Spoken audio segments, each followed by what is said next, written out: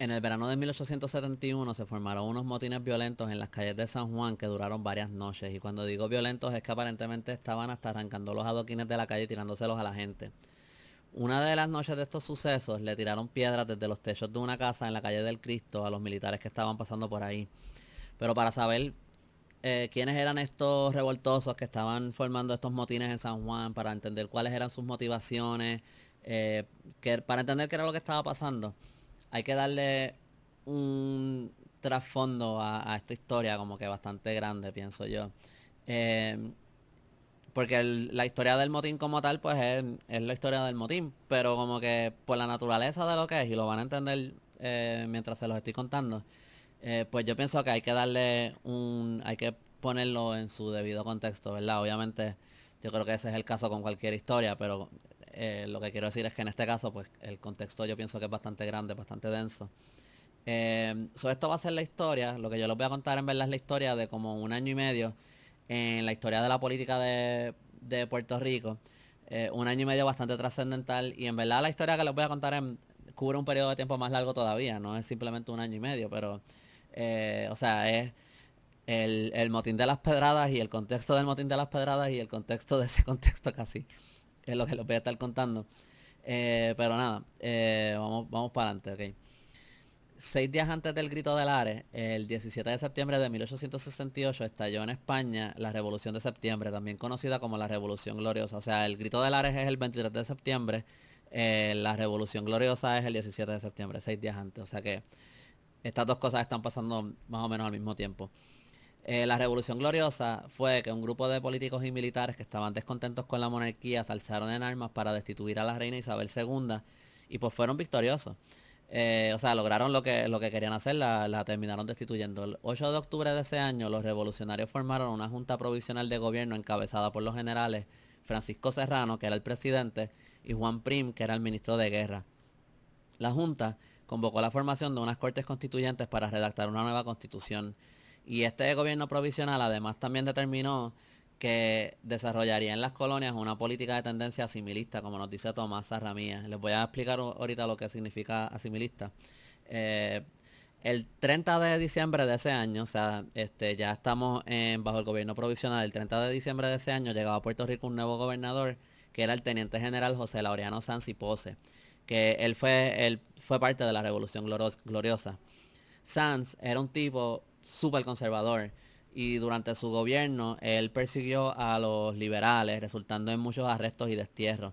Y como hay historiadores, por lo menos hay un historiador que estima que a causa de su gobierno, como 50.000 personas se fueron de Puerto Rico. No que los desterraron, que se fueron, que emigraron de Puerto Rico. Porque aparentemente por los censos que tú ves en la época, ves que durante ese periodo de tiempo la población de Puerto Rico baja a 50.000 personas, una cantidad bien alta. De nuevo, esta es una opinión de una persona, ¿no? Pero me pareció como un detalle interesante para mencionar aquí. Ahora, Tomás Arramía escribe, aunque su gestión en el orden político fue criticable por resultar arbitraria y despótica, tomó algunas medidas de verdadero mérito. No voy a entrar en esto de las medidas porque pues, el punto del artículo no es el gobierno de José Laureano Sanz, pero pues para ser un poco justo con él, pues quería leerles esa cita. Ahora, durante el gobierno de Sanz, el gobierno provisional en España le restituyó el derecho a Puerto Rico de elegir diputados a las Cortes Españolas. O sea, bajo este gobierno provisional, Puerto Rico iba a tener voz y voto en las cosas que pasaban en España. Cosa que no era... Había pasado en distintos momentos por poco tiempo, voy a hablar de eso ahorita, pero como que no era algo que estaba pasando en este momento. En mayo de 1869 se llevaron a cabo las elecciones para estos diputados a las Cortes Españolas. Entre los 4 diputados electos por San Juan estaban los conservadores Manuel Valdés Linares y José Ramón Fernández, el Marqués de la Esperanza. Les menciono estos nombres porque vamos a seguir viendo a través de la historia que les estoy contando. En 1870 las Cortes Españolas estaban considerando unas reformas para Puerto Rico. Sanz estaba tan opuesto a estas reformas que él llevó a cabo varios esfuerzos para obstaculizar las gestiones del gobierno de Madrid para que las mismas no fuesen aprobadas. Pero por hacer esto mismo, por estar haciendo estas maniobras para que no se dieran estas reformas, terminó siendo destituido de su cargo el 4 de abril de 1870. y el 26 de mayo de ese año se fue de vuelta a España. 2 días después de que Sanz se va de Puerto Rico, perdón, 2 días después de que Sanz deja su puesto como gobernador, llega a Puerto Rico el nuevo gobernador, que es el teniente general Gabriel Baldrich y Palau.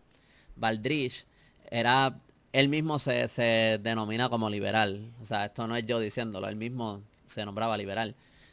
Baldrich nació en Tarragona, en Cataluña, en 1814. Él luchó en el levantamiento republicano de 1848 y en la Revolución Gloriosa y era amigo íntimo de Juan Prim, el ministro de guerra que les mencioné ahorita. Según nos dice Federico Rivas Tovar, él es considerado el mejor de los gobernadores militares de la isla. Ahora, su gobierno, como el de Sanz, fue corto, durando hasta el 13 de septiembre de 1871, o sea, duró casi año y medio. Luego de él, hasta 1875, pasarían por la isla 6 gobernadores más, o sea que, aunque este gobierno es corto, vemos que lo que viene después también es como mucha inestabilidad política en Puerto Rico, porque tenemos un montón de gobernadores que están por bien poquito tiempo. Eh, pero nada. Ahora, para este tiempo, para el tiempo del gobernador Baldrich, en Puerto Rico había mucha tensión política. Obviamente tenemos los dos lados, que, o sea, tenemos el lado liberal y el lado conservador, y pues dentro de eso, pues es un espectro donde hay pues distintas ideologías. Pues del lado liberal estaban los separatistas, los asimilistas y los autonomistas. A los separatistas, hoy se les llamaría los independentistas, ¿verdad? O sea, no es que es el PIB, pero como que son los que creían en la independencia para Puerto Rico. Pero en aquel momento tener esta ideología hubiera sido un crimen en aquel tiempo. O sea que esto era algo más que se... Acuérdense que también que estamos hablando estos son 2 años después del grito de Lares. Eh, lo, el separatismo es una cosa que no es como que, mira, están los separatistas, ellos tienen su punto de vista, pues ellos, mira, déjalos allí que sigan con sus loqueras. No, como que esto no era algo que era permitido, ¿entiendes? Esto era un crimen en aquel tiempo, ser separatista. Eh, pero era algo que se usaba como para meter miedo.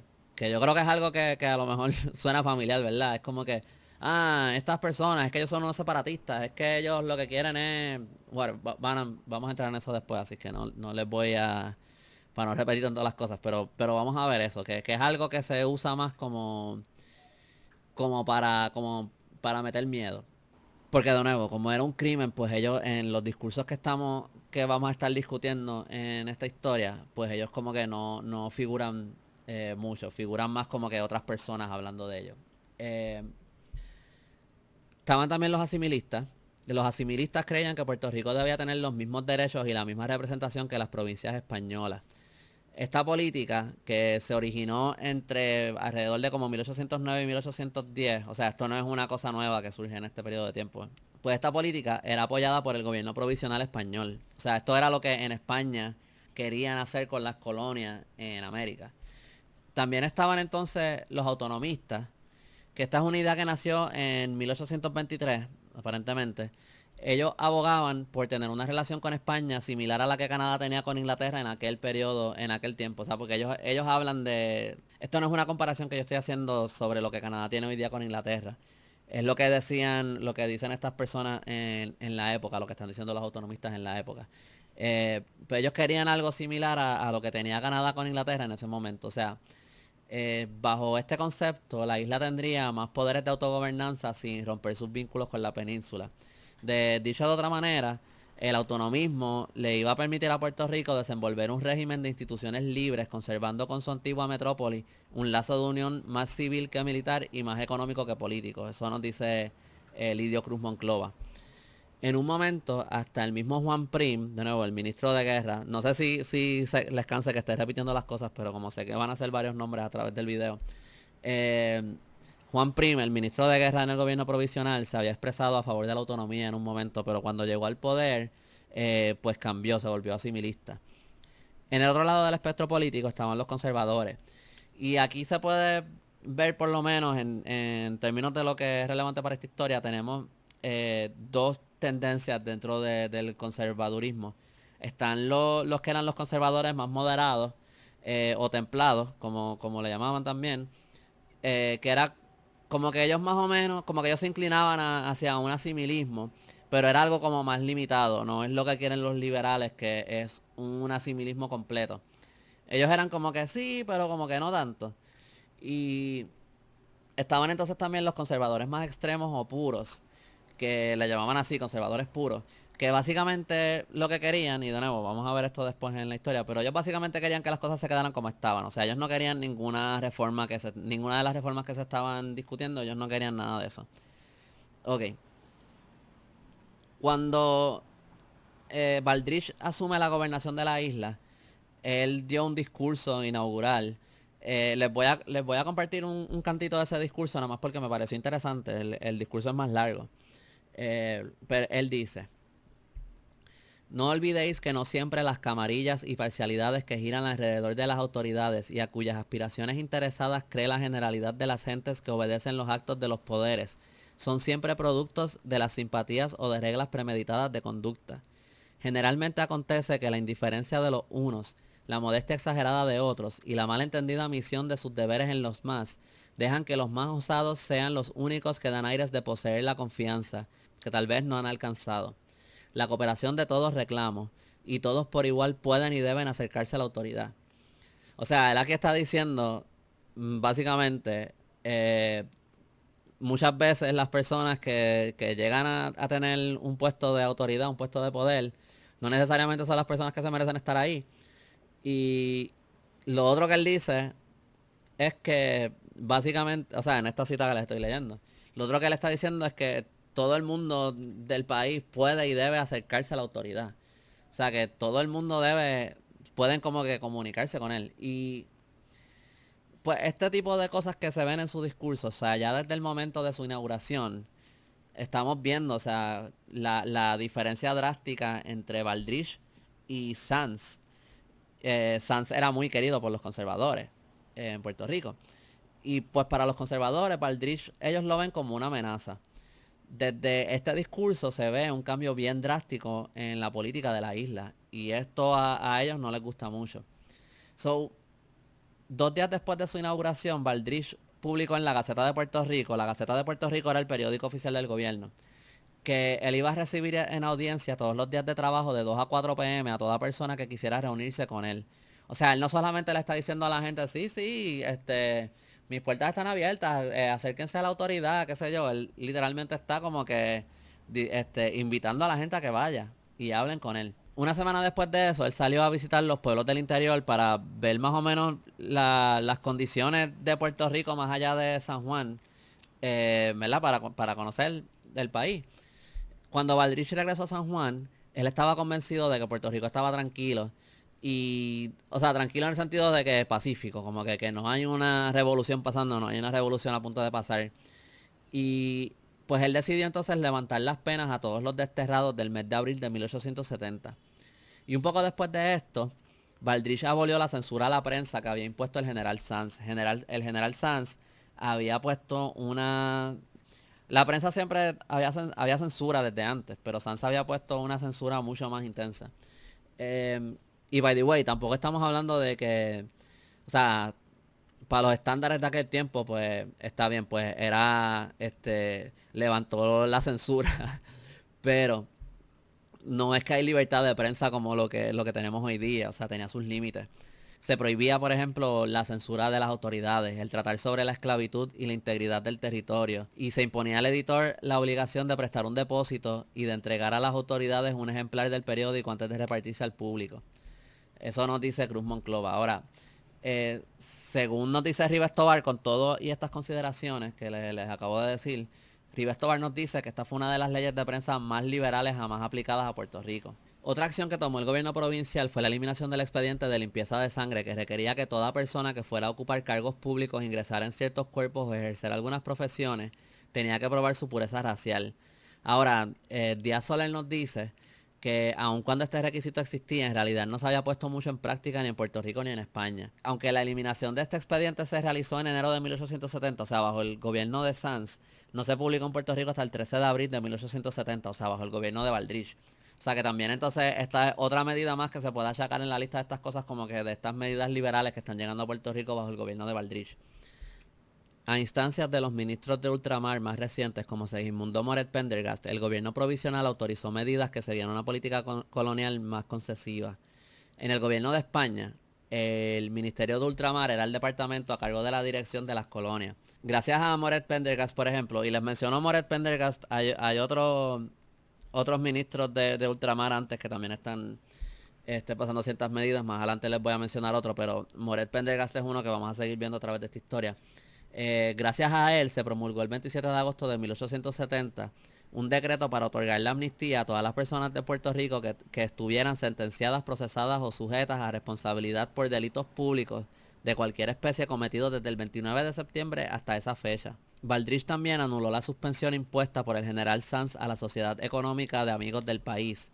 Patrocinó el establecimiento de un telégrafo hacia el exterior, aprobó la fundación de una escuela protestante en Vieques, fomentó la instrucción pública y autorizó la creación de loterías municipales.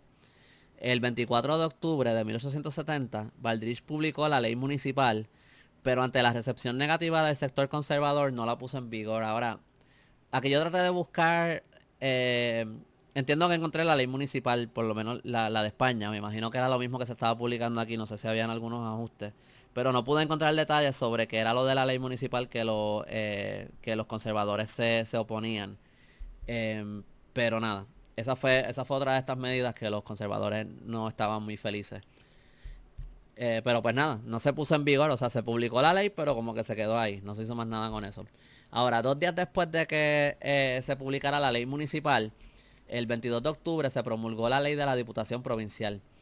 Esa ley en su preámbulo decía que su propósito era concluir con las antiguas críticas dirigidas contra el sistema colonial español, fundadas de un lado en la arbitrariedad de las autoridades y del otro en la centralización absurda y exagerada de la vida colonial. Eso nos dice Cruz Monclova. Esto es súper importante. O sea, Puerto Rico estaba básicamente encaminándose a recibir el estatus de provincia. Eh, Porque durante los siglos en que la isla estuvo bajo la autoridad española, solo en 2 momentos bien breves, Puerto Rico tuvo algo parecido. La primera vez fue con la Constitución de 1812, que se conoció como la PEPA. Si quieren conocer más de esto, pueden chequear el episodio que hice con Juan Riestra sobre Ramón Power. Ahí hablamos de este tema. Pero esta constitución solamente duró por 2 años, hasta 1814. Ahora, de entre 1820 y 1823, esa constitución de 1812 fue restablecida. Una tercera vez casi se instituyó algo parecido entre 1836 y 1837, pero como que nunca se llegó a poner en efecto. O sea que esta es la primera vez en 50 años que estamos viendo que se está volviendo a instituir algo así. Y es solamente tú sabes, si estamos hablando de 1870, casi 400 años de presencia española en la isla. Y pues ahora es cuando se está discutiendo esto. La Diputación Provincial tendría 25 miembros, incluyendo al gobernador, quien iba a ser el presidente de la Diputación Provincial. Los otros 24 puestos serían electos. Las posiciones eran renovables por mitad cada 2 años. Además, eran cargos gratuitos, honoríficos e irrenunciables. Podía ser elegible cualquier elector, excepto por las personas que ya ocuparan puestos públicos, contratos con el gobierno o los que estuvieran pendientes a un caso judicial o privados del derecho al voto por sentencia de los tribunales. Para ser elector, y esto también fue un cambio nuevo, tenías que ser mayor de edad, en pleno goce de todos tus derechos civiles. También tenías que saber leer y escribir, pero si no sabías, podías pagar una cuota de contribución directa para el Estado. Eh, para dar una idea del cambio, para las elecciones de los diputados de Cortes en 1869, de una población de 600.000 personas, solamente 4.000 eran elegibles para votar, gracias a que los requisitos establecían que tenías que ser un hombre mayor de 25 años y dueño de propiedad. Con esta reforma, ¿verdad? Anyway, pues tienes que ser un hombre, tienes ciertos requisitos, pero para la Diputación Provincial llegaron a votar 17.778 personas. Sigue siendo una porción bien bajita de esas 600.000 personas, pero es mucho más que 4.000. Y para los diputados de corte llegaron a votar 15.940 personas, de nuevo, o sea, un número mucho más alto que los 40.000. De nuevo, tampoco estamos hablando de que es como que tú sabes, el sufragio universal, pero pues estamos viendo que como que hay más personas que pueden votar que antes. La Diputación Provincial iba a tener un vicepresidente y 5 comisarios ejecutores que eran electos por la misma Diputación. Este cuerpo tenía el poder de formar los presupuestos, revisar y apelar acuerdos relacionados, al igual que asuntos de administración local, nombrar funcionarios, intervenir en la administración y el fomento de los intereses morales y materiales de la isla, como nos dice Cruz Monclova, en todo lo que no cayera bajo el poder del gobernador, el gobierno supremo o los ayuntamientos. También estaban a cargo de la instrucción, obras públicas, bancos, sociedades, empréstitos con aprobación de las cortes. También les tocaba proponer las personas que ocuparían los cargos eclesiásticos. Podían proponer nuevos impuestos o modificar los que existían, aunque el gobernador podía suspenderlos, pero necesitaba tener como que razones fundamentadas para hacerlo.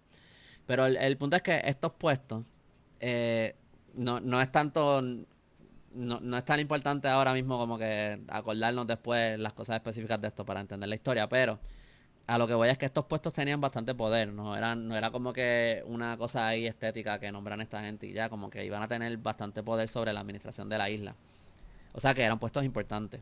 Ok, pues vamos a hablar ahora un poco de pues, los dos lados dentro de esta lucha política que vamos a estar viendo.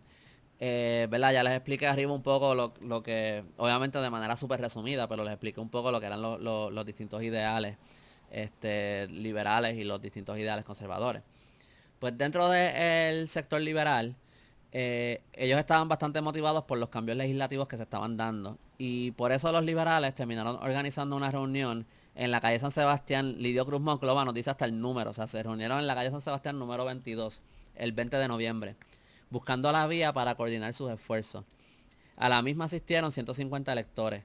Entre ellos estaba Pedro Jerónimo Goico, que él propuso crear un comité consultivo para fomentar la organización en los distintos pueblos y también para entender y resolver las cuestiones políticas de interés común. Esta propuesta fue aprobada por unanimidad. Además de Goico, los otros miembros electos de este comité serían José Julián Acosta Calvo, Nicolás Aguayo Aldea, José María Porrata, Julián Blanco Sosa y José Francisco Díaz Díaz. Desde este momento empiezan o sea, salen a relucir las diferencias entre los asimilistas y los autonomistas. En fin, luego de mucha discusión, se llega a un compromiso. ¿Verdad?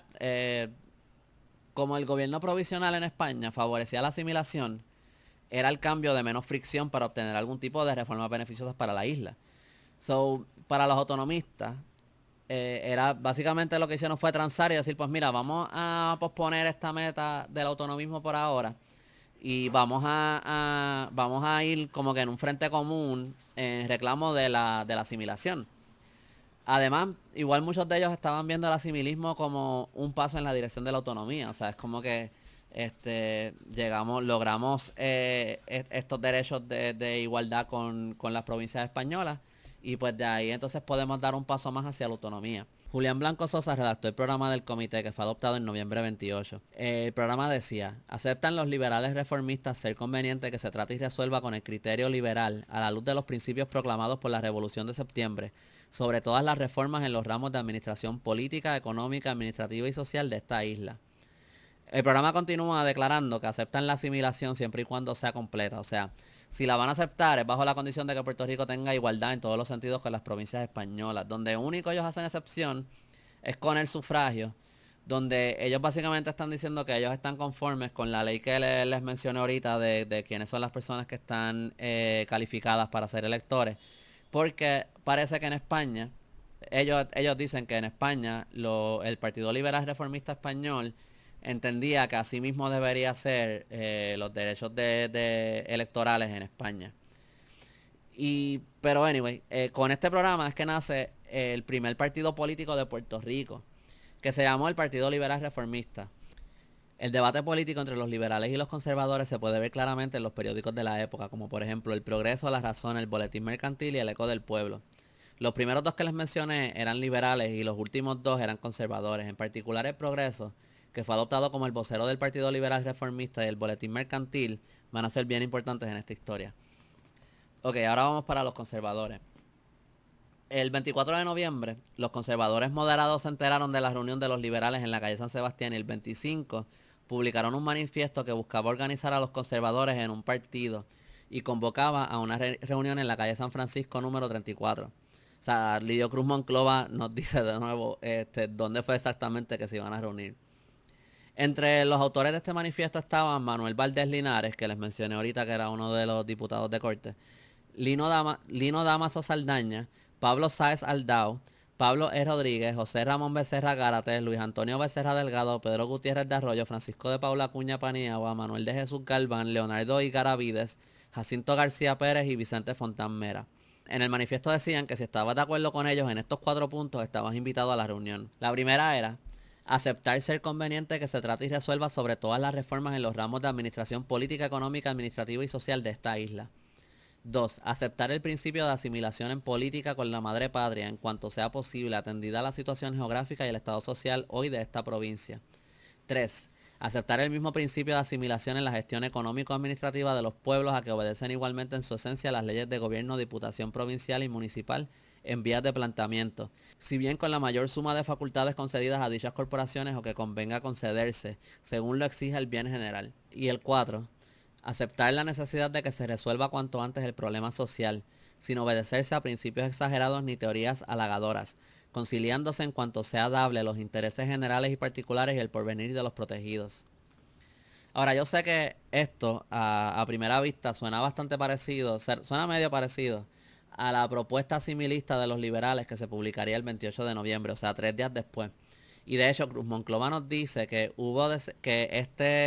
este manifiesto sirvió de base a don Julián Blanco Sosa para formular el programa liberal reformista. Los conservadores hasta llegaron a comunicarse con el comité consultivo para hacer una fusión entre ambas fuerzas. Pero el comité rechazó esta oferta porque ellos no consideraban que los 4 puntos que ellos establecían ahí estaban muy claros. O sea, para ellos eran súper ambiguos. Por ejemplo, José Ramón Freire escribió: ¿qué es lo que significa el deseo de que se trate y resuelva sobre las reformas políticas, económicas y sociales, etcétera? ¿Es que se traten y resuelvan de un modo que satisfaga a los liberales? No dice. ¿Se tratarán y resolverán de una manera que merezca la aprobación del prudente o desconfiado conservador? Tampoco se sabe. ¿Se tratarán y resolverán dejando colmados los deseos de los partidarios más acérrimos del status quo absolutista? Se ignora también. En resumen, Freire los acusaba de no tener posturas claras y de comunicar un mensaje engañoso. El escrito de él también es más largo, pero ese es el cantito que me pareció como más interesante. El 27 de noviembre se reunieron los conservadores con más de 400 personas en asistencia. La actividad comenzó con un discurso de Valdés Linares, donde explicaba el propósito de la reunión y entonces se comenzó el proceso de elegir la mesa directiva. Luego de un proceso bien largo con unas discusiones intensas y problemas con el conteo de los votos, porque parece que seguían apareciendo más votos que votantes. O sea que algo estaban haciendo. La reunión se acabó sin haber llegado a nada. Se dice que la razón por la que esta reunión fue un fracaso es porque un grupo de conservadores puros había infiltrado la reunión buscando destruir a Valdés Linares, a Vicente Fontán Mera y a Jacinto García Pérez. O sea, los conservadores puros no querían, básicamente no querían que este grupo de conservadores moderados tuviera mucho éxito, como que ellos no querían que esta gente estuviera a cargo de nada. O sea, que ellos los querían sacar. A Valdés Linares, los conservadores puros le tenían ganas porque él había ido en contra de un manifiesto publicado en abril de ese año o sea, los conservadores puros habían publicado un manifiesto en abril de ese año y Valdés Linares había actuado en contra de lo que ellos expresaban en ese manifiesto. Y él se había expresado ante las Cortes españolas a favor del asimilismo y la ampliación del derecho electoral, entre otras reformas a las que los conservadores estaban opuestos. A Fontán Mera y a García Pérez los querían fuera porque habían hecho unas expresiones que los conservadores puros consideraban muy liberales en las columnas del periódico El Porvenir. Más o menos para este tiempo, los conservadores sufrieron una derrota en las elecciones del diputado de Cortes de Aguadilla. Y según nos dice Cruz Monclova, la derrota sufrida, la pujanza con que continuaban realizándose la organización del Partido Liberal Reformista, el carácter concesivo de la nueva política del gobierno provisional y más aún la tolerante conducta del mariscal Baldrich produjeron de consumo profunda y exasperada ansiedad entre los conservadores. O sea que este fue el punto cuando los conservadores decidieron empezar a escalar las cosas. Pero bueno, nada, vamos a regresar a esto. Hay otra reforma importante que pienso que hay que discutir. Unos meses antes de que se dan estas reuniones entre los liberales y entre los conservadores, se pasó una ley que se conoció como la ley preparatoria, también se conoció como la ley Moret. Esto fue el 22 de junio de 1870, o sea, un par de meses antes de que se dan estas reuniones. Esta ley le daba la libertad a todas las personas esclavizadas que hubieran nacido después del 17 de septiembre de 1868. Fue la fecha en que, esa es la fecha en la que estalló la Revolución Gloriosa, o sea, todos los niños que habían nacido en esos últimos 2 años para adelante eran libres. Ahora, ellos estaban sujetos a un patronato bajo su antiguo dueño hasta los 22 años. La ley es medio complicada en verdad en todos los puntos que les voy a discutir. Pero es como que técnicamente eran libres y el patronato le ponía ciertas responsabilidades al ex dueño. Pero el joven igualmente estaba sujeto a laborar para el patrono durante ese periodo de tiempo y el patrono tenía la opción de compensarle o no compensarle. Y por estos esclavos libertos, al patrono se le pagaba una indemnización, o sea que por liberarlo le pagaban al dueño de ese esclavo.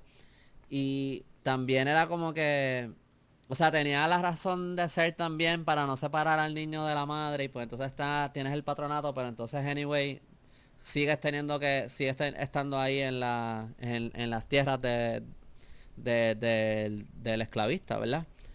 Pero también se liberaban a todos los esclavos que tuvieran más de 60 años de edad y también a los esclavos que no aparecieran registrados en el censo de 1869, entre otras cosas. Hay también otras consideraciones.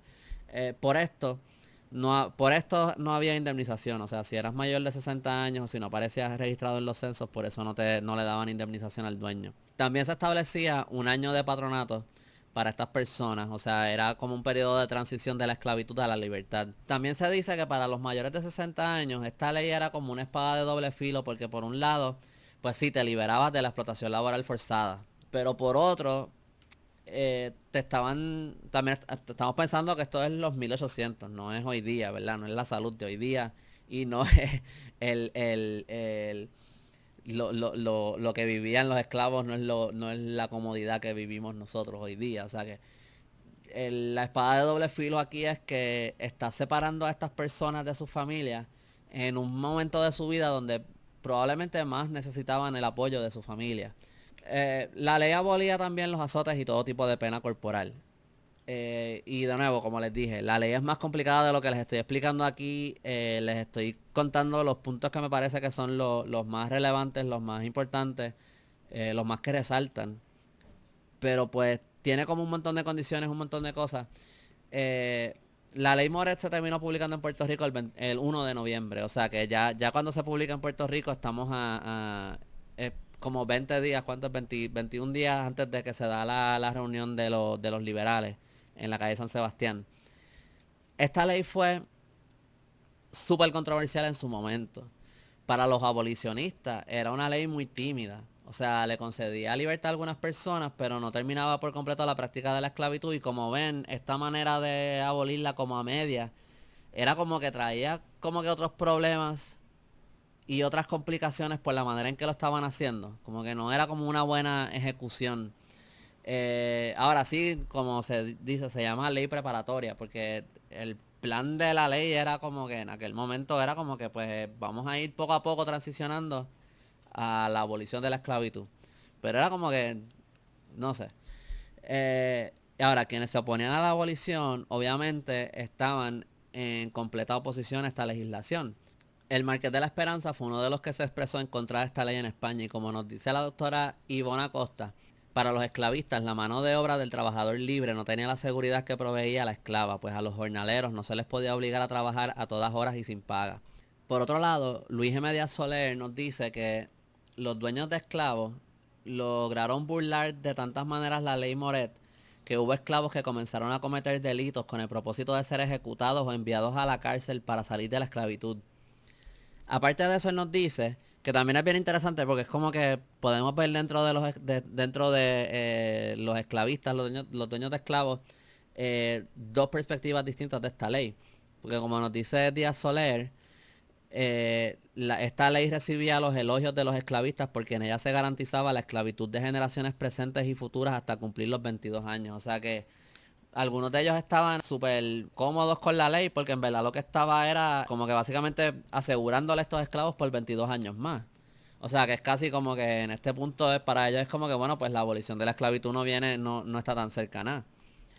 Ahora, para este tiempo, en Puerto Rico había, entre estos números que les voy a dar ahora varían un poco, por eso les voy a dar más como unos rangos. Había entre 39.000 y 44.000 esclavos en Puerto Rico. De estos, se estima que entre 7.000 y 10.000 recibieron la libertad, de los cuales 3.000 o 4.000 eran mayores de 60 años. De nuevo, ese número de 7.000 y 10.000, también he leído otros lugares que dicen que fueron entre 5.000 y 10.000.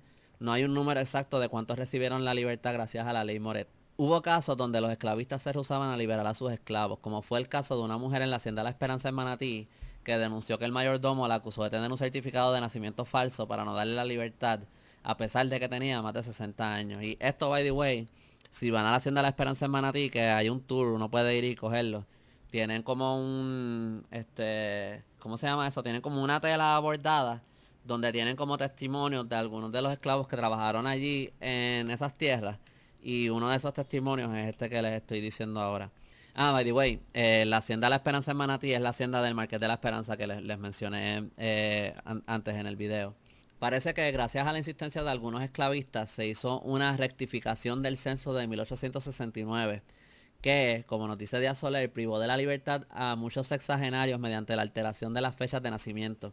Vamos a corregir el censo, entre comillas, pero en realidad lo que están haciendo es como que cambiándole las fechas para quedarse con los esclavos que se quieren quedar.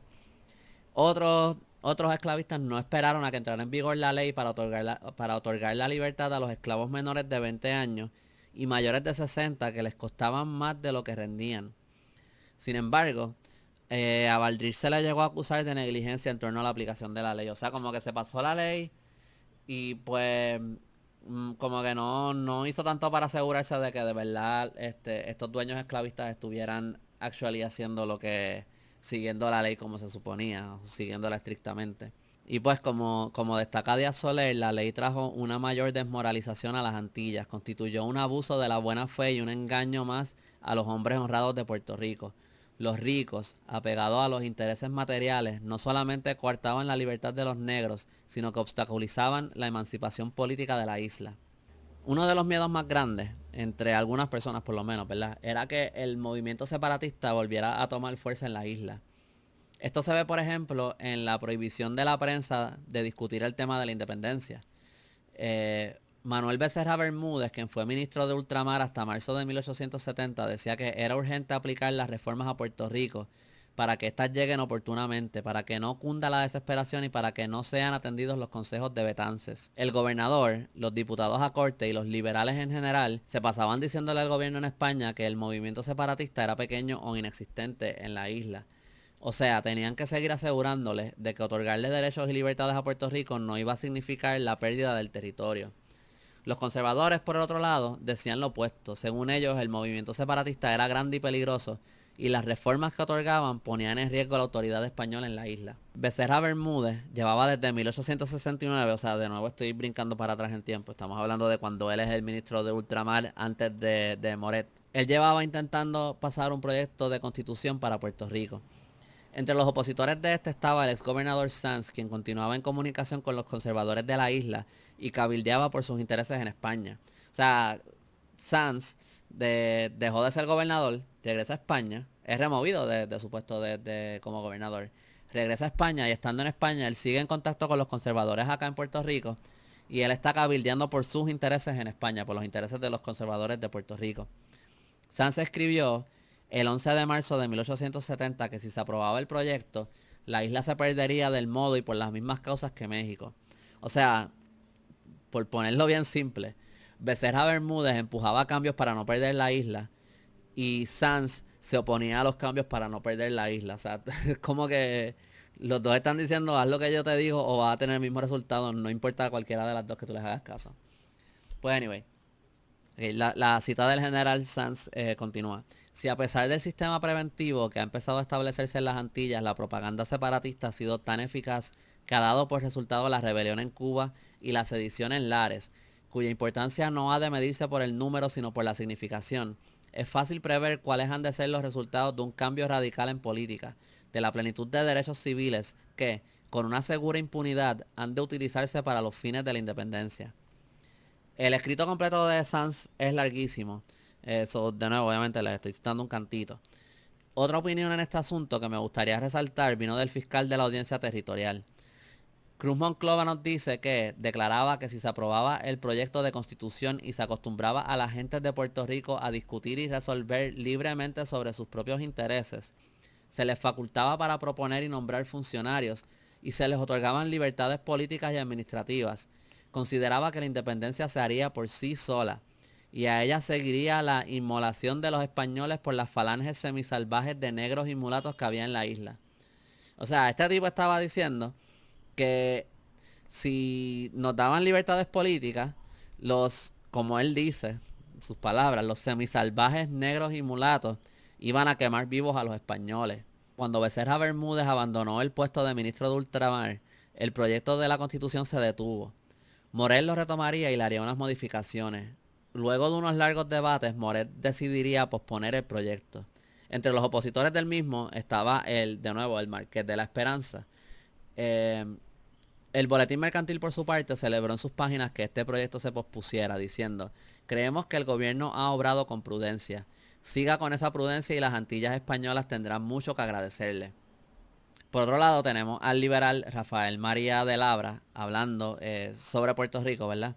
Allá en España, él dice: allí priva algo más que el absolutismo. Allí rige un sistema monstruoso y absurdo. Hoy en Puerto Rico el capitán general, por exceso de celo cuando no por capricho, puede acordar todo género de violencias, puede sostener la previa censura, puede deportar a quien bien le parezca, por meras sospechas, puede impedir la reunión de personas pacíficas, puede entremeterse en la vida privada de aquellos ciudadanos, puede abrir la correspondencia, etcétera, etcétera, etcétera. Y puede hacer todo esto perfectamente dentro de la ley. En otro momento, Labra expresó: no escondamos el cuerpo a la realidad con el aplazamiento de las reformas en estos instantes. Concluimos con el espíritu de los puertorriqueños. Matamos su última esperanza y hacemos surgir en su cerebro el demonio de la desesperación con el sarcasmo en los labios y la venganza en la mirada. No lo dudemos. Con un pueblo así tratado, así martirizado, no hay que contar para nada. Quizá luego intentemos remediar el daño, pero será tarde. Entre aquel pueblo y la madre patria se levantará una sombra. En estos momentos el aplazamiento de las reformas es más que un desengaño, es un tremendo agravio. Quizá los trovadores de la fuerza nos hablen sonriendo de la razón de las bayonetas, mas ¿puede nadie pensar que la fuerza hará medianamente duradero nuestro imperio en América? Y aun cuando así fuera, ¿somos nosotros dueños de matar, a sabiendas, el espíritu de un pueblo? ¿La colonización es eso? ¿Acaso no abruma ya nuestra conciencia el haber tolerado cerca de 600 días después de la Revolución de Septiembre que la esclavitud y la dictadura y el monopolio subsistan en las Antillas y cuajen aquella atmósfera de sus pestilentes efluvios, sino que es menester matar toda aspiración risueña, toda esperanza generosa, toda conciencia libre, trabajando los espíritus con promesas excitantes y brutales decepciones? El 27 de septiembre de 1870 asesinaron a Juan Prim. El 2 de enero de 1871, el nuevo rey de España, Amadeo I, o sea, el gobierno provisional, hizo unas elecciones, eligieron un rey nuevo en España, que este fue Amadeo I. Y Amadeo I le otorgó el poder a un ministerio compuesto por un presidente y un ministro de ultramar. Parece que acá los conservadores están pendientes, obviamente, están pendientes a lo que está pasando en la península y ellos están pendientes a ver cómo ellos le pueden ir sacando provecho a estos cambios que estamos viendo, porque de repente entonces en España pues cambiaron las figuras que están, las personas que están tomando las decisiones. Obviamente seguimos estando en este periodo de tiempo donde la monarquía no está en España. Sigue siendo como que este gobierno de la revolución el que está corriendo el país. Pero nada, los conservadores no esperan ni un segundo, o sea, ellos rápido empiezan a poner el plan que habían creado, empezar a ponerlo en acción. Ellos lo que quieren es crear un estado de alarma que haga que Valdrich quede mal ante los ojos del gobierno nuevo.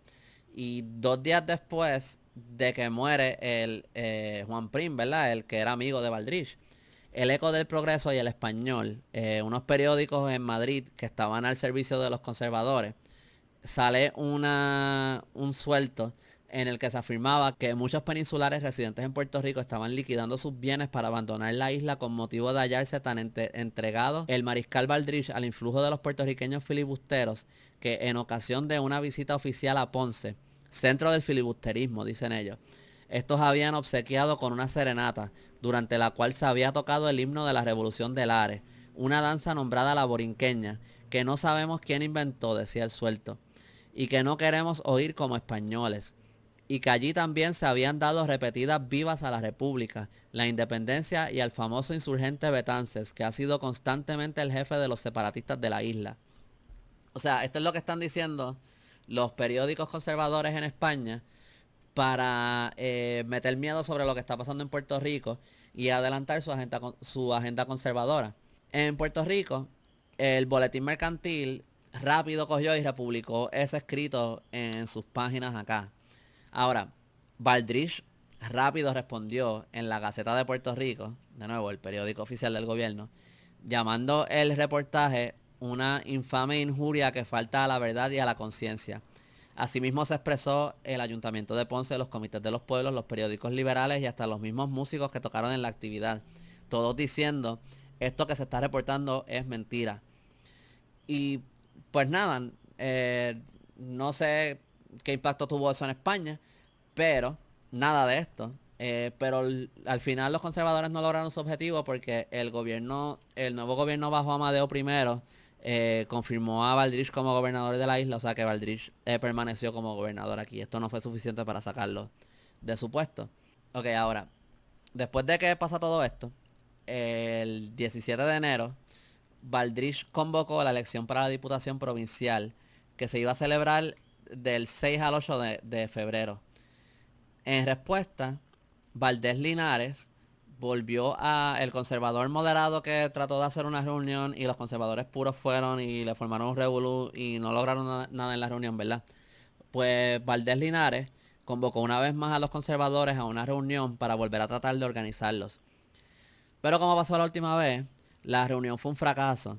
Esta vez la mayoría de las personas que fueron a la reunión eran conservadores puros. Y el resultado fue que terminaron provocando la expulsión de Valdés Linares de los rangos conservadores y que muchos de los conservadores moderados entonces se unieran al Partido Liberal Reformista porque no querían tener nada que ver con esto, parece, y pues se fueron para el otro lado. Bueno, nada, pues eso fue básicamente se reunieron y no lograron nada. Y estas elecciones vienen, pasan y son un desastre para los conservadores. Los 24 candidatos electos, todos eran liberales. O sea, los conservadores no ganaron ni una silla en la Diputación Provincial. Para muchos en Puerto Rico, esto produjo optimismo de que al fin se iban a empezar a resolver los problemas de la isla. Pero para los conservadores, como es de esperarse obviamente, pues ellos no estaban pensando así y perdieron todos los puestos. Así que el 11 de marzo ellos se vuelven a reunir preocupados de no quedar completamente fuera del plano político. Y ahora con miras a las próximas elecciones, porque estas fueron las elecciones de la Diputación Provincial, pero ahora vienen las elecciones de los diputados de corte. Me da trabajo decir esa palabra. Las elecciones de los diputados de corte. Según nos dice Cruz Monclova, a la reunión asistieron los representantes de la mayor suma de intereses mercantiles y territoriales de Puerto Rico. El nuevo grupo se reorganizó bajo el nombre súper confuso del Partido Liberal Conservador de Puerto Rico. O sea, este es el segundo partido de Puerto Rico, aunque aquí debo decir que tengo una discrepancia porque aunque la mayoría de las fuentes coinciden en que el primer partido es el Partido Liberal Reformista que les mencioné más arriba, Federico Rivas Tovar dice que este partido se fundó un año antes. Es como la única fuente que dice algo distinto. Anyway, no creo que importa mucho para el punto del video, pero se los quería mencionar, que fue como algo raro que encontré. El presidente de este nuevo partido era José Ramón Fernández Martínez, el ya mencionado Márquez de la Esperanza. El 30 de marzo, Pablo Ubarrica Petillo compró el Boletín Mercantil para que fuera el órgano del Partido Conservador. En el Boletín Mercantil publicaron un manifiesto el 11 de marzo que luego ellos se retractaron porque parece que era demasiado intenso, no gustó mucho, fue bien mal tomado. Así que dijeron como que este no es el manifiesto y publicaron un segundo manifiesto el 23 de marzo, ese sería su programa definitivo. Y este fue escrito por José Pérez Morris, que era el nuevo director del boletín. El partido fue creando comités en casi todos los pueblos bastante rápido, con la excepción de Ponce. Parece que en Ponce no llegaron a crear un comité, según dice el mismo boletín mercantil. El partido no tenía muchos integrantes, pero la mayoría de los que sí tenía eran, como dice Cruz Monclova, grandes almacenistas y comerciantes, generalmente españoles, sus agentes y relacionados, y algunos terratenientes, profesionales y burócratas que formaban el elemento demográfico de mayor importancia económica en la colonia, así como los miembros de la Guardia Civil y el Ejército. Ok, les mencioné ahorita que José Pérez Moris escribió el manifiesto de lo que sería el programa definitivo del Partido Liberal Conservador, y que él se convirtió en el nuevo director del boletín. Pero, ¿quién es José Pérez Moris? Según dice el historiador Kenneth Lugo del Toro, Pérez Moris se podría denominar hoy día como un protofascista, bajo los términos de hoy día, ¿verdad? Pérez Moris nació en Asturias en 1840 y a los 14 años se mudó a Cuba y trabajó en el telégrafo. En abril de 1870 llegó a Puerto Rico, donde fue el jefe electricista de la estación telegráfica de San Juan.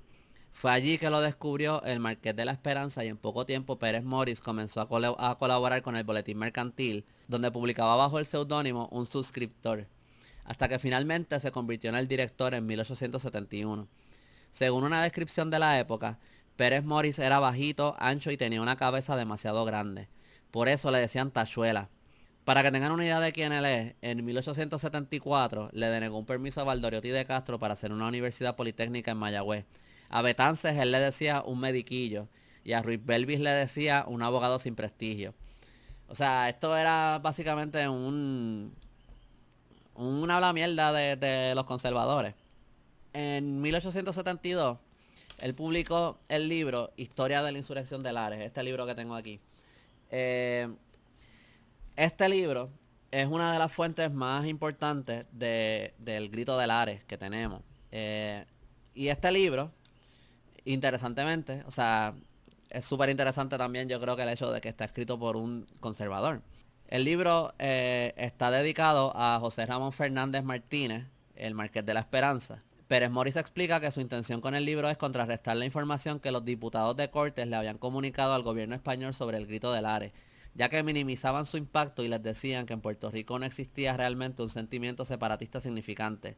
Él cita como ejemplo a Hernández Arbizu, quien dijo: yo no he descubierto, después de analizar atentamente los elementos de aquella sociedad, gérmenes de antiespañolismo. O sea, por si no queda claro, Pérez Moris deploraba el grito y el ideal de la independencia de España. O sea, él no está escribiendo esto porque él cree en la independencia.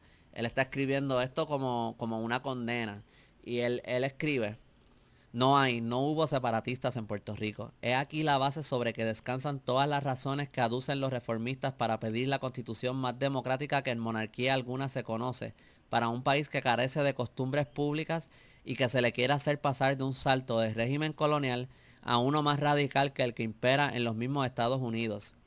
La introducción del libro continúa. Esa es lo que les estoy leyendo, es la introducción del libro del Grito de Lares. Él dice: nos hemos propuesto hacer caer por su base el reformismo radical de Puerto Rico, destruyendo ese deleznable cimiento sobre el cual fundaban sus desmesuradas pretensiones los reformadores de esta provincia. Para ello, hemos escrito la historia de la insurrección de Lares. A lo que voy es que cuando se dice que Pérez Moris llevaba una propaganda en contra del liberalismo, no es algo que se asume, sino algo que él mismo admite. Pero nada, me gustaría citarles un poquito más de la introducción del libro. Él dice: cuando el reformismo era todopoderoso bajo la protección del general Baldrich, en los momentos mismos en que se inauguraba la famosa Diputación Provincial, en fin tuvimos bastante patriotismo para lanzarnos con nuestras débiles fuerzas a la prensa. Y desde las columnas del Boletín Mercantil hemos estado haciendo desde entonces guerra sin tregua a este partido heterogéneo. Desde el mismo Boletín Mercantil nos dice Cruz Monclova que Pérez Moris abogaba porque el gobierno castigara al Partido Liberal Reformista en el terreno de la fuerza. Ok. ¿Verdad? Ese es Pérez Moris. Pienso que es importante que tengan una idea de sus ideales, del tipo de persona que era y de lo que él hacía. Vamos a regresar ahora a las reacciones a las elecciones de los diputados provinciales de 1871, ¿verdad? Vamos a regresar ahora a 1871. Después de que ellos pierden esas elecciones, el Partido Liberal Conservador pues sigue con sus intentos de remover de su puesto al gobernador Baldrich. Ellos empiezan a enviarle cartas al rey, a los ministros y a los funcionarios del gobierno pidiendo que lo sacaran. Y entre estas comunicaciones también vemos que se están enviando comunicaciones desde, o sea, algunas de las figuras más poderosas del partido también están enviando comunicaciones, como por ejemplo Pablo Barry y el Marqués de la Esperanza. Los liberales, por otro lado, ellos estaban tranquilitos ahora mismo porque ellos tenían todos los puestos de la diputación. Además que tenían la superioridad numérica. Así que, mientras los conservadores continúan con estos esfuerzos súper intensos, eh, los liberales por su lado como que le bajaron a sus campañas. Pues ya ellos ganaron.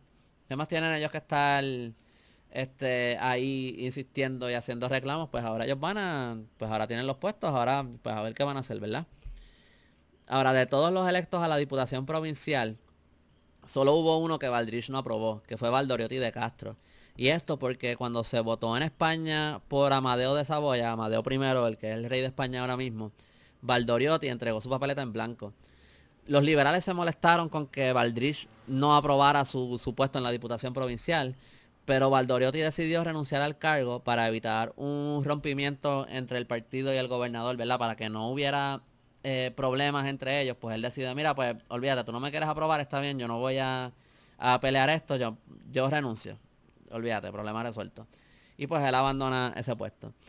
El boletín mercantil, cuando pasó este suceso, ¿verdad? Porque como siempre estaba el boletín mercantil ahí chavando, chavando, chavando, pues cuando esto pasa, el boletín mercantil cogió y publicó un artículo felicitando al gobernador por su decisión de sacar a Valdoriotti de Castro de su puesto. Ok. So ahora venimos a las próximas elecciones, que son las elecciones de los diputados a Cortes. El 3 de junio de 1871, Baldrich abrió la convocatoria para la elección de los diputados de Cortes, que se iba a celebrar entre el 20 y el 23 de ese mes. Entre los candidatos de los conservadores estaba el exgobernador José Laureano Sanz y el Marqués de la Esperanza. Puerto Rico estaba dividido para los diputados a Cortes, estaba dividido en 15 distritos, por lo que habían 15 puestos de diputados para llenar. Los liberales ganaron 14 de estos puestos. El único conservador que ganó fue el ex gobernador Sanz. Baldrich se expresó complacido de que las elecciones se dieron de manera ordenada y pacífica y le pidió generosidad a los vencedores y prudencia a los vencidos. Pero las palabras del gobernador cayeron en oídos sordos porque la derrota para los conservadores fue la gota que colmó la copa. Ya cuando esto pasa, ellos vuelven a retomar los esfuerzos para crear una crisis que logre llevar a la remoción del gobernador Baldrich y eliminar todas las reformas que se han estado dando. Para eso, los periódicos conservadores empiezan entonces a publicar todos los días, o sea, estamos hablando de una cosa bien intensa, todos los días están publicando artículos atacando a los liberales, hablando de estas misteriosas conspiraciones y catástrofes inminentes que vienen por ahí, o sea, el peligro de los liberales y todas estas cosas, todo para meter miedo. Mientras que al mismo tiempo formulaban los juicios más turbios y esto nos dice Cruz Monclova, formulaban los juicios. By the way, él también dijo, Cruz Monclova, para, les estoy diciendo cuando estoy citando, digo, obviamente hay que decirlo anyway, ¿verdad? Por citar a los historiadores, pero también para que no vengan con que estas son cosas que yo digo. Cruz Monclova es el que dice que los conservadores estaban publicando sobre misteriosas conspiraciones e inminentes catástrofes de los liberales. Cruz Monclova también dice que ellos estaban formulando los juicios más turbios y deformados sobre las condiciones actuales y el inmediato porvenir de la isla. Y se pasaban tirando insultos contra la clase popular. Estas publicaciones, que estaban llenas de falsedades, eran todas tomadas por los periódicos conservadores en España y las reportaban como si fueran noticias. Obviamente allá no tienen idea de lo que está pasando acá, más allá de lo que se reporta en los periódicos, o sea que van a saber ellos. Allá en España se fue creando la impresión de que Puerto Rico estaba en peligro, a pesar de que en realidad, por más de que los conservadores estuvieran haciendo estas cosas, los liberales estaban bien tranquilitos aquí, como que no estaban haciendo, o sea, como que lo que estaban diciendo no era cierto. Entonces, ¿qué era lo que querían los conservadores que están luchando tanto como que porque están tan intensamente llevando esta campaña? Los periódicos liberales, por ejemplo, nos dicen que la agenda conservadora era prevenir que se aprobara el artículo 108 de la Constitución para Puerto Rico. El artículo 108 de la Constitución para Puerto Rico era el artículo que decía: las Cortes Constituyentes reformarán el sistema actual de gobierno de las provincias de ultramar cuando hayan tomado asiento los diputados de Cuba o Puerto Rico, para ser extensivo a las mismas con las modificaciones que se creyeren necesarias los derechos consignados en la Constitución. Ok. So, ellos querían que no se aprobara el artículo 108 de la Constitución para Puerto Rico, que no se aplicara la ley municipal, alzar el censo para limitar el derecho al sufragio, anular la diputación provincial, derogar el derecho a la imprenta implantado por Baldrige y tener un gobernador suyo, o sea, un gobernador conservador. Estas no son, o sea, simplemente suposiciones de los liberales. Cruz Monclova cita varias publicaciones del mismo Boletín Mercantil donde los conservadores se están expresando en contra de estas medidas, o sea, del sufragio. Advierten que darle el derecho a tanta gente para votar iba a llevar a la independencia de la isla, y lo mismo decían de la libertad de prensa. Y sí, o sea, estaban en contra de la misma libertad de prensa que les permitía a ellos expresarse en contra de la libertad de prensa. Sobre la ley municipal, los conservadores tronaron tanto que ni se aplicó. En contra del asimilismo se expresan en múltiples ocasiones, y esto era exactamente lo que representaba también la Diputación Provincial, que es en lo que ellos están en contra. O sea que... pero nada. So, estas son las cosas que estamos viendo. Estos conservadores puros, de nuevo, no, creo que hay que hacer la distinción entre... No son los conservadores moderadores... no son los conservadores moderados. Son los conservadores más extremos, más extremistas, los que están llevando a cabo estas acciones. Ya habiendo sentado las bases con sus publicaciones, ¿verdad? Esta propaganda que están llevando el Partido Liberal Conservador, los conservadores se mueven entonces a ejecutar un plan que seguía unas estrategias que habían llevado sus aliados en Cuba contra otros gobernadores allá. Esto lo que significaba era que iban a llevar a cabo unos actos alarmistas para darle mala fama a los liberales y así finalmente deshacerse de Baldrige. Aquí ahora les voy a contar varias versiones de esta historia, porque pues me imagino que, como se han dado cuenta, hay mucha campaña política que se está dando a través de los periódicos y eso. Y esto fue básicamente lo que me llevó por el hoyo negro de investigación para hacer este video, que era cómo sabemos lo que sabemos y por qué. So, varios historiadores distintos han cubierto el tema del motín de las pedradas en San Juan de manera resumida. Tenemos a Salvador Brau, Adolfo de Hostos y Federico Rivas Tovar, que todos más o menos coinciden en lo que pasó, y específicamente todos ellos coinciden en que estos sucesos fueron provocados por los conservadores. Rivas Tovar nos dice que la disputa provocada por un grupo de artilleros se desarrolló hasta un alboroto de gran escala cuando los voluntarios intervinieron para restablecer el orden. La población amotinada comenzó a levantar los adoquines de las calles de la ciudad y a arrojarlos a la soldadesca española, gritando frases subversivas, y al día siguiente los desórdenes estallaron de nuevo. Adolfo de Hostos, por su parte, nos dice que cuidábanse los agitadores de exacerbar el sentimiento regionalista, tramando riñas entre los hombres de color y los soldados de la guarnición, españoles de pura cepa, originando con ello alarmas y cierrapuertas. Según de Hostos, estas personas comenzaron hasta a amarrarle latas a los rabos de los perros, y entonces los soltaban por las calles y los obligaban a correr para que formaran un alboroto. Luego de esto, en julio, los esclavistas lograron promover una discusión callejera en San Juan, iniciada maliciosamente por algunos soldados de artillería, cuyos antecedentes levantiscos habían sido astutamente aprovechados por aquellos. La discusión fue escalando, y cuando intervinieron los voluntarios se formó un motín.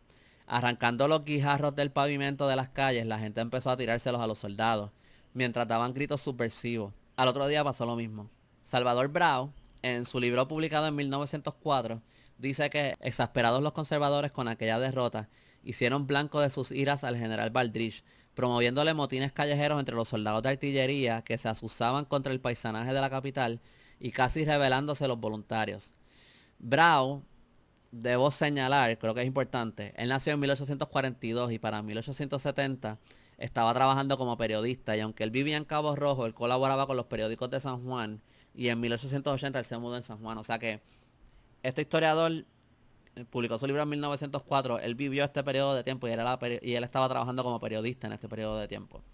La versión más detallada de esta historia que he podido encontrar, la más completa, y el que veo que está fundamentándose en fuentes primarias, tú sabes, estamos hablando de cartas, documentos de la época, reportajes en distintos periódicos, ambos conservadores y liberales. Esta es la historia que él nos cuenta. By the way, no les voy a decir cuándo estoy citando, pero no estoy citando todo de él directo. Desde el 16 de julio y por varias noches después en San Juan aparecieron unos grupos como dice Cruz Monclova, bravos o valentones al servicio del Partido Conservador, que atacaban a las personas en la calle, le tiraban piedras a las casas y los comercios y provocaban escandalosos incidentes perturbadores del orden. Y entonces se desaparecían.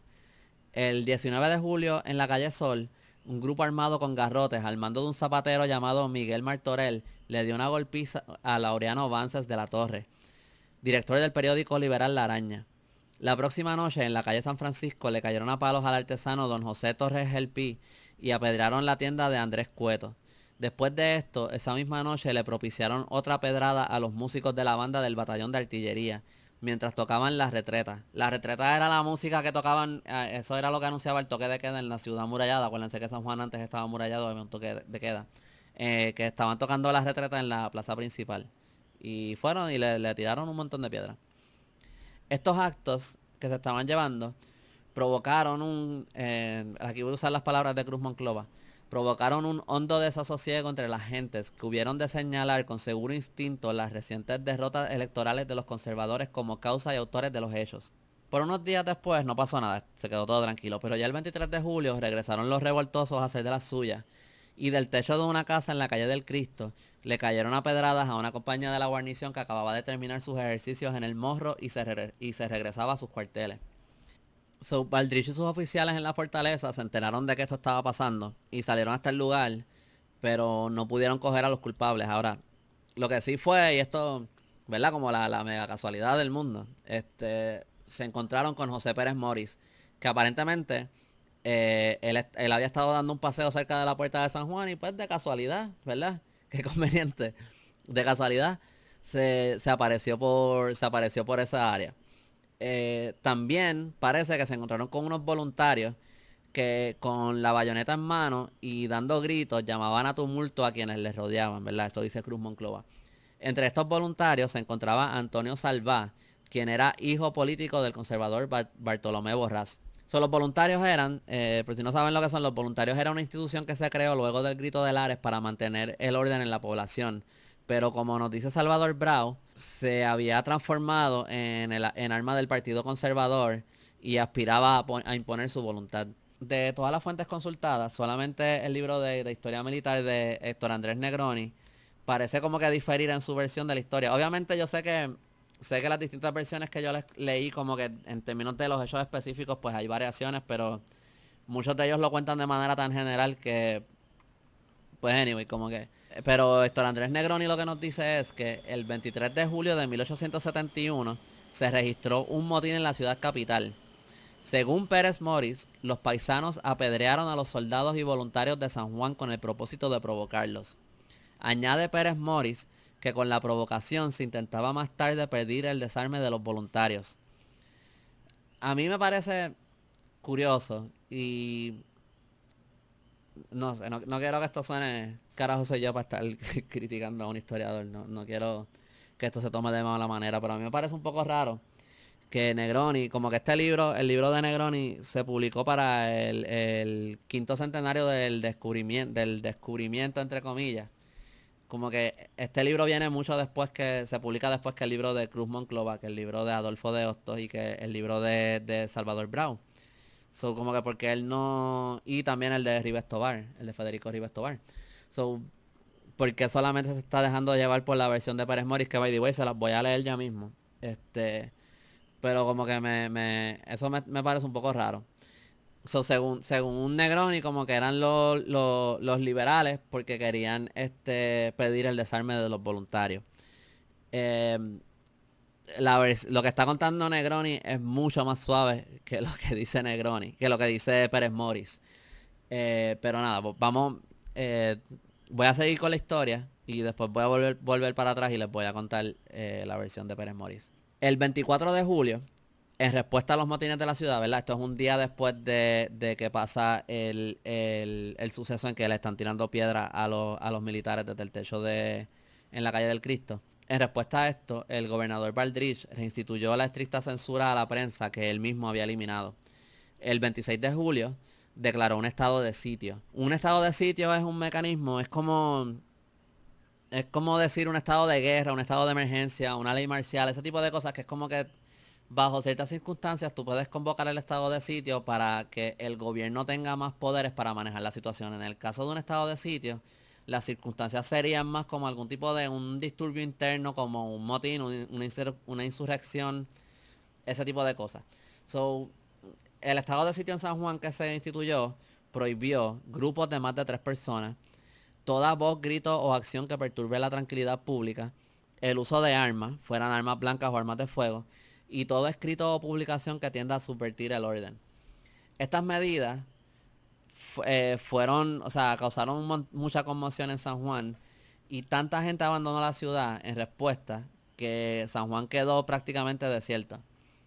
El estado de sitio solamente duró 5 días. El 31 de julio Baldrich lo revocó y todo prácticamente regresó a la normalidad, pero el daño a su gobernación ya estaba hecho. O sea, esto fue la metida de pata de él. Ahora que pasó esto, los conservadores no abandonaron su campaña. O sea, esto era... Ahora es que viene como que el ejecutar el fin del plan, ¿verdad? Se dedicaron entonces ahora a echarle la culpa de los motines a los separatistas y enviaron a España, como les dije, los separatistas, como el boogeyman de esta época, enviaron a España un representante para que reportara allá lo que les convenía a ellos. En España, la prensa conservadora hizo fiestas, reportando que lo que los conservadores alegaban acá, que, o sea, magnificando, deformando y abultando los hechos, se hablaba de la grave situación de Puerto Rico, de los sangrientos actos de rebelión, de que había sido teatro la ciudad de San Juan y de la urgente necesidad de relevar al mariscal Baldrich, cuya complaciente conducta con los separatistas y comunistas provocaría irremediablemente la ruina del poder español en la isla. Esto es citando de nuevo a Cruz Monclova. El periódico madrileño, Las Provincias de Ultramar, por ejemplo, llegó al punto de reportar que en las calles de San Juan el ejército fue atacado por gente que gritaba "muera España" y que los motines cobraron 45 vidas. O sea, algo que nadie está diciendo, o sea, nadie está diciendo eso excepto estos periódicos. El periódico, estoy diciendo, esto no pasó, es lo que estoy diciendo. O sea, no murieron 45 personas en estos motines. El periódico El Debate reportaba que los propietarios en San Juan estaban liquidando sus bienes para regresar a Europa, por lo que el valor de las propiedades había caído considerablemente. Múltiples otros reportaban cosas similares, que by the way, esto es algo que vemos más anterior en la historia, que estaban reportando cosas similares, o sea que es como que siguen repitiendo el mismo discurso. El gobernador Baldrich respondió en una carta bien extensa, de nuevo, que les voy a citar una partecita. Me decidí a declarar la capital en estado de sitio, aunque comprendía que la causa de la agitación pública provenía de las imprudencias de algunos individuos que no parece sino que tienen interés en hacer aparecer a estos habitantes en perpetua conspiración contra todo lo existente. Durante los 6 días del estado de sitio, no parece el más leve indicio de conspiración alguna. Yo tengo la profunda pena de manifestar a vuestra eminencia que los enemigos sistemáticos de las más prudentes reformas, los que detestan todas las creaciones de la Revolución de Septiembre, esos son los que un día y otro vienen insultando al país en masa, calificando de separatistas y estableciendo privilegios de filiación odiosa, como todos los privilegios, creando esta conducta un abismo entre peninsulares e insulares. Ahora, esta carta de Baldrich no sirvió de mucho. La propaganda de los conservadores y sus simpatizantes en España, entre quienes se encontraba el exgobernador Sanz, había calado bien profundo. Y el Ministerio del Rey, desde el 24 de julio, tenía un nuevo presidente llamado Manuel Ruiz Zorrilla. Y como que no pudo ver, era nuevo, él no vio la trama de los extremistas conservadores, y los diputados liberales de Puerto Rico en las Cortes no pudieron hacer mucho, por más que trataron. En fin, Ruiz Zorrilla decretó el relevo del mariscal Baldrich, quien entregó su puesto el 13 de septiembre. O sea que, al final del día, el plan de los conservadores funcionó. Ok, so ahora vamos a regresar a Pérez Morris.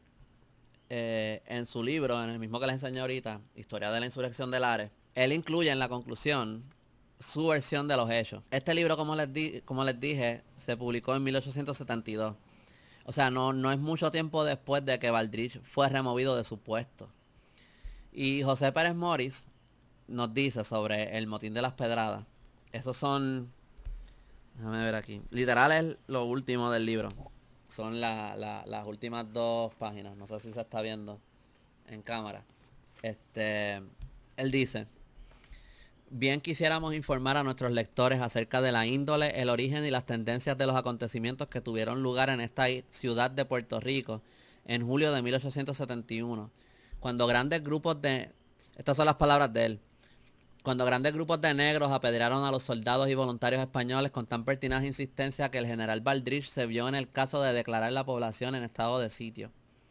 Pero carecemos de datos oficiales y auténticos, como creemos que de ellos también carece el gobierno. Lo que es indudable, lo que confirmaron posteriormente los hechos, es que los apedreadores, o mejor dicho los que los mandaban, se propusieron irritar al batallón de voluntarios para que hicieran algún desmán que ameritase su desarme, objeto perenne, oficialmente manifestado después por los diputados liberales reformistas, que han tratado de conseguir de un modo o de otro los encubiertos enemigos de España. Los voluntarios en aquella época no estaban de acuerdo con el general Baldrich. Este jefe los miraba como a sus personales enemigos, y los voluntarios le consideraban a él como un instrumento inconsciente de los separatistas. Parece que los laborantes trataron de aprovechar esta mutua aversión entre los voluntarios y el general para obtener el desarme de estos leales servidores de España. Si provocados mataban, por ejemplo, a una mujer o un niño, o causaban otra desgracia, los amigos del capitán general reclamarían a grito herido el desarme de todos los batallones de la isla. Todas las probabilidades indicaban entonces que sus ruegos serían atendidos. Que no es esto una mera suposición nuestra, lo prueban no solo las repetidas peticiones que luego se hicieron al gobierno del señor Ruiz Zorrilla y más tarde al del señor Sagasta para que se decretase el deseado desarme, sino que también la circunstancia de haber tenido lugar el primer apedreo en el día 23 de julio a las 6 de la tarde y en la calle del Cristo frente a la catedral.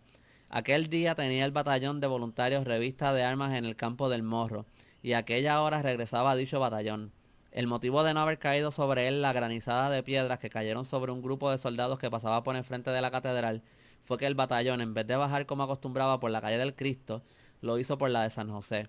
Antes de saber el que esto escribe los pasos que los ultrarreformistas daban cerca del gobierno para que los voluntarios fueran desarmados y disueltos, probó el boletín mercantil que este era el fin que se habían propuesto los instigadores de los negros lapidadores, sin que los periódicos llamados radicales pudieran aducir argumento alguno de peso en contra de nuestra afirmación. Ok, so esta es la versión de José Pérez Morris. Como les dije, sabemos, él mismo admite al principio del libro la campaña que estaban llevando los conservadores.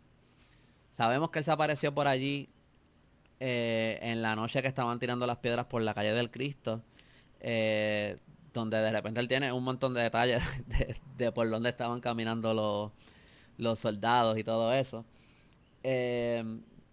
También me parece interesante que ni él dice que murieron 45 personas, a pesar de que lo estaban reportando en España.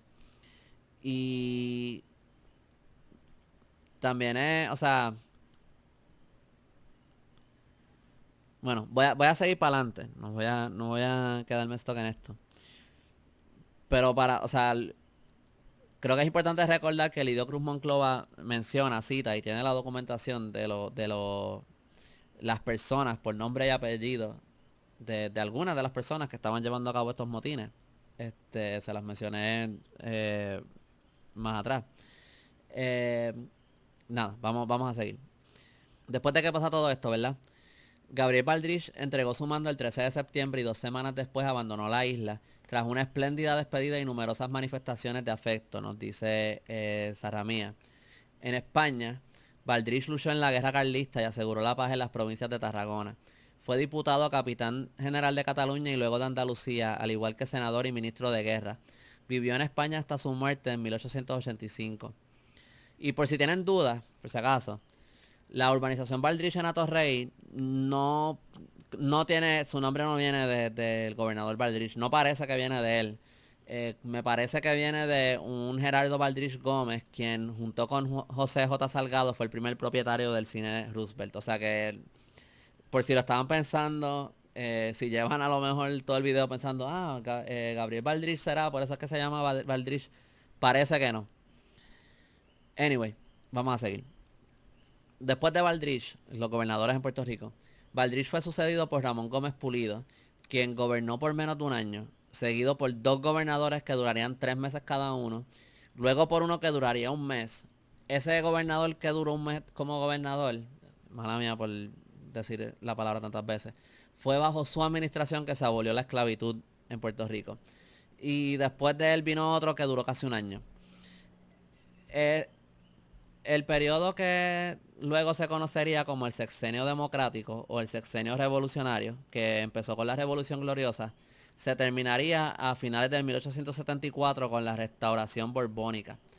Fernando Pico nos dice que durante este periodo del sexenio revolucionario, o sea, entre 1870 y 1873, un poquito más, no el periodo completo, entre 1870 y 1873, Puerto Rico conoció la mayor apertura de libertades políticas en todo el siglo XIX. O sea, este momento es el momento donde Puerto Rico tiene las mayores libertades políticas en todo el siglo XIX.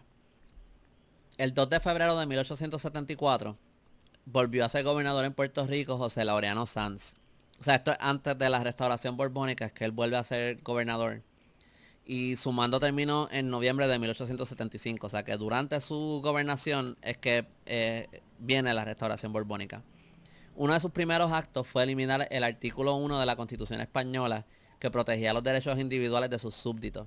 Prohibió las asociaciones políticas, estableció una censura estricta a la prensa, suprimió la diputación provincial, modificó la ley provincial, la municipal y la electoral. Es descrito por muchos como un déspota.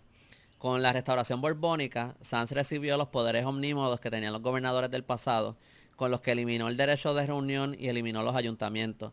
Sin embargo, en 1883, o sea, a pesar de que él hizo todos estos actos súper despóticos, súper tiránicos, en 1883 en España se le concedería a Sanz, se le concedió el título de Marqués de San Juan de Puerto Rico. José Ramón Fernández, el Marqués de la Esperanza, se endeudó a tal punto de que en 1879 una compañía inversionista de Londres terminó embargándole su propiedad. Él murió en 1883 en San Juan. Ok. José Pérez Morris. Vamos. José Pérez Morris se postuló en 1881 para el puesto de diputado provincial de Juncos y ganó.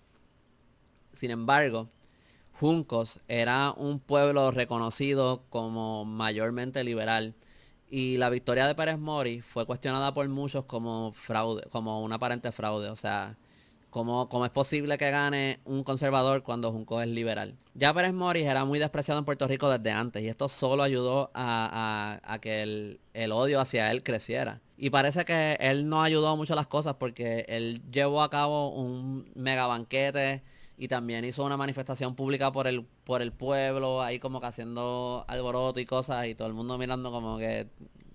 O sea, era como que se estaba guiando de que... De nuevo, aquí estamos asumiendo que se robó las elecciones, no sé. Pero ante los ojos del pueblo, es como que... Y este tipo que hace aquí, como que restregándonos en las caras, que se robó las elecciones. Ahora, en la noche del 19 de septiembre de ese mismo año, lo mataron en San Juan. Arrestaron al obrero Federico Bellón por el asesinato y lo condenaron a muerte en el Garrote Vil. Pero después salió a relucir que en el momento cuando Pérez Morris estaba muriéndose, él estaba con su mejor amigo Ignacio Díaz Caneja. Antes de que Pérez Morris se muriera, él estaba moribundo. Lograron interrogarlo antes de que él se muriera. Y él dijo sobre quién lo apuñaló, él dijo, solo podía dar razón el citado Caneja, o sea, Caneja su amigo. Días después salió la noticia de que Díaz Caneja estaba teniendo una relación amorosa con la esposa de Pérez Morris. Ella se llamaba Adela Lynn. Gracias a esta noticia, cuando salió a la luz pública que Adela Lynn se las estaba pegando a Pérez Morris con Caneja, le removieron la sentencia de muerte a Bellón. Y Díaz Caneja se terminó casando con la señora Lynn. O sea que, nada, eso fue lo que pasó. Pero, a raíz de este suceso, cada vez que aparecía por la isla una nueva figura tiránica, un gobernador despótico o lo que sea, después de 1881, se empezó a decir en Puerto Rico que falta está haciendo un peso cambiado en Bellones, en referencia obviamente pues a Federico Bellón, el acusado de asesinar a Pérez Morris. So, como podemos ver a través de este año y medio en la historia política de Puerto Rico, la guerra intensa que llevaron los conservadores contra las reformas del gobierno republicano español eh, fue efectiva. Y de cierta manera es sorprendente cuando tú piensas, como dice, como tú sabes, como menciona Cruz Monclova, como se los mencioné más atrás en el libro. En este periodo, en este momento en la historia, el apoyo a los conservadores no es tan grande. Son una minoría política en este momento, en este punto en la historia. Pero pues la campaña que montaron funcionó. Le salió la jugada. Sí, o sea, y yo me atrevería a decir que hoy día se pueden ver paralelos con el presente y no me interesa tanto entrar en detalles. A mí yo creo que se ven, ¿verdad? En distintas cosas, de distintas maneras. Eh, pero también me pregunto eh, cuál fue el impacto que esto tuvo en nuestra historia. O sea, yo creo que esto es una pregunta que siempre se puede contestar de muchas maneras distintas. Creo que es una pregunta abierta. Y también estoy seguro que si vemos las cosas que vienen justo después de que pasa el motín de las pedradas, por ejemplo, pues uno puede ver, qué sé yo, causa y efecto y lo que sea. Y en ese sentido, si estamos hablando de cosas más inmediatas, pues a mí algo que me impactó mucho, no necesariamente a nivel de que, wow, qué shock, qué sorpresa, porque creo que lo vemos mucho.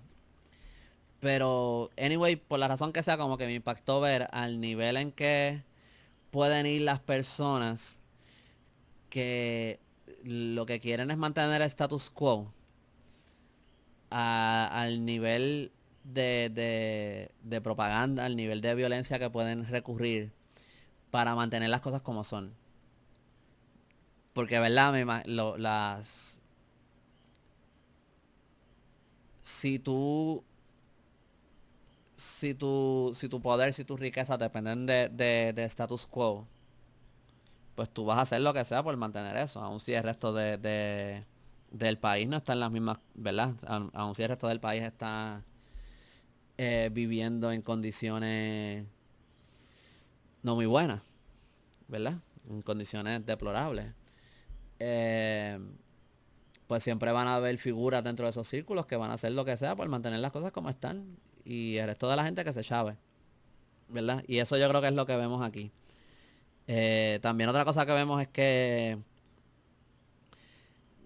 gran parte de las figuras que les estoy citando en esta historia, y obviamente pues esta es la época de la Diputación Provincial de los Diputados de Cortes, obviamente hay figuras de puertorriqueños, eh, eh, tú sabes, jugando un papel. Pero en términos de las voces más relevantes en esta historia, creo que vemos que tienen mucho más de peso lo que están diciendo los españoles. De ambos lados, o sea, Valdrich como liberal, Sanz como conservador. Hay otros sucesos que leí que pasaron en el 69, que eso lo voy a dejar para otro periodo, pero donde uno ve bien claramente donde están gente de España diciéndole a los puertorriqueños, no, es que esto es lo que yo pienso que es mejor para ustedes, confía. Eso es algo que se ve mucho, pero nada, me estoy desviando un poco del tema. A largo plazo yo creo que es un poco más difícil entonces decir, ver bien qué impacto tienen estos sucesos en nuestra historia, porque yo creo que son, mira, hay cambios y después nos echamos para atrás y no hay cambios. Y yo creo que eso es algo que se ve en repetidas ocasiones a través de la historia. So, decir, por ejemplo, estas cosas no las tenemos por tal razón, si, bueno, esto es una manera complicada de decirlo. Si los cambios se hacen y se deshacen mucho, y especialmente en este periodo de tiempo, y con el cambio de soberanía, y con la carta autonómica que llegó a Puerto Rico un poco antes del cambio de soberanía, con el ELA que viene después y todo eso, pues a largo plazo, ¿se puede medir de las consecuencias que tienen estos sucesos? ¿O esto es algo más un caso aislado? Era una pregunta que tenía mientras me estaba investigando este tema. Y pues la verdad es que sí, es... eh, hay un impacto a largo plazo. Primero que nada, vemos aquí la formación de los primeros partidos políticos de Puerto Rico. Pero más allá que eso, eh, hay algo que nosotros vivimos hoy día en Puerto Rico, que obviamente creo que son cosas que hay alrededor del mundo, pero pues creo que en cada uno pues empiezan de maneras distintas. Eh, Hay algo que vivimos hoy día que tuvo su origen en estos años en Puerto Rico. Eh, y esto no lo dice Fernando Picó en su libro de Historia General de Puerto Rico, hablando sobre por qué estos cambios que España proponía para Puerto Rico se tardaron tanto en implementarse. Picó nos dice, la razón para estos retrasos en parte se debió a la oposición de los conservadores, quienes habían iniciado un debate con los liberales en cuanto a la aplicabilidad aquí de las reformas políticas de la península. Eso lo digo porque es la oración que viene antes, lo importante para mí viene ahora. La discusión tuvo el efecto de polarizar la opinión pública en dos bandos opuestos. El gozar de una relativa libertad de prensa durante esos años para ventilar la polémica hizo posible delimitar y profundizar las diferencias entre conservadores y liberales. El debate también permitió que se destacaran los portavoces de ambos sectores. Desde ese momento se entabla en el país un debate político abierto que ha seguido en línea directa e ininterrumpida hasta nuestras controversias de hoy día.